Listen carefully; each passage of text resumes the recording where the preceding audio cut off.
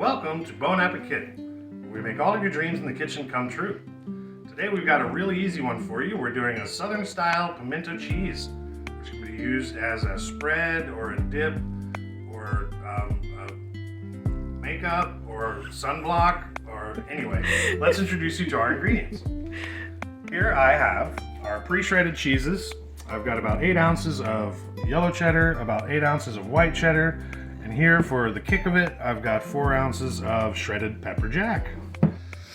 Over here I have an estimated handful of roasted red peppers from the jar. You know, I drained these, I strained them, I patted them down with paper towels, and look how wet those still are. So just keep in mind as you make this, these are going to add a lot of moisture to your dish. I've actually also laid these out and chopped them. You can get them this chopped, but I just buy the full ones and chop them. Okay, great, don't touch that. Anyway, and over here, of course, we have our star of the show, Duke's mayonnaise. There is no other mayonnaise if you're from the South. Don't even come down here with that Hellmann's stuff. No offense, Hellmann's. I'm sure your sales are not going to suffer, but I guess I've got about almost a cup, maybe 3/4 of a cup of mayonnaise to go with our cheese. So this is so simple. The only other ingredient we're going to add is some crushed black peppers. So I'm going to go ahead and pepper this cheese. Sorry. Okay, so now the reason that I'm not adding any salt to this is because these processed cheeses are going to have enough sodium content in them, as are the brine from the roasted red peppers. So I'm not adding any salt to this. I'm just going to straight cheese, fresh ground black pepper, and let's go ahead and add in your roasted red peppers first. Let's see, I'm trying to leave some of that moisture behind.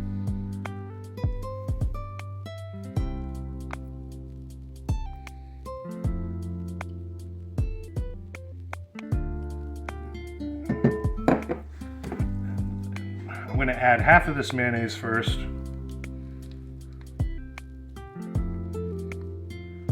Because the only risk you run making this recipe is if you make it too wet by adding either too much mayonnaise. It's a lot harder to make it unwet than it is to make it wet. So folding this in, try and get all the cheeses blended together. You'll see it reduces in mass very quickly. Comes way down in mass. Now we're close to what we're looking for already, but I can tell you I'm going to add just a bit more of that mayonnaise. Now the consistency that you're looking for when you do this depends on what you like. In my life in the South, I've bought a lot of this commercially. A lot of the commercial brands you find on the shelf are extremely wet compared to what your grandma would make. And so, trying to avoid that, like I said, it's a lot easier to make it wetter. You can't turn around and make it dry. Just a few folds, and that is, I think, exactly what I am looking for. So we're going to prep this up. Show his serving selection.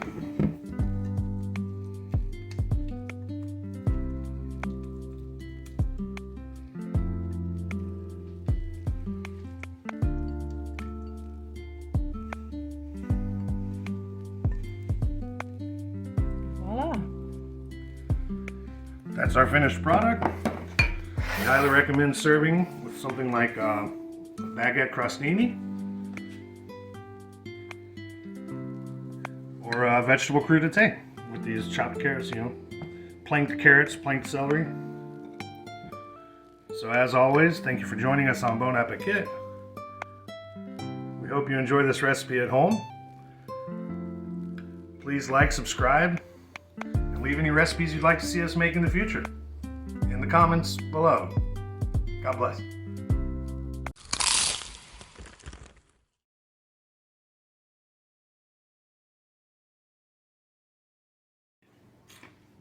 Okay, ready? Mm-hmm. Oh. Oh. Hey, Carrie. Mm-hmm.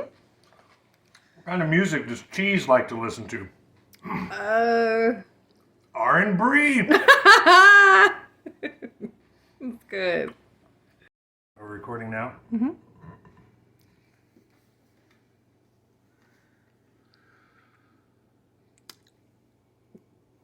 Look at that face.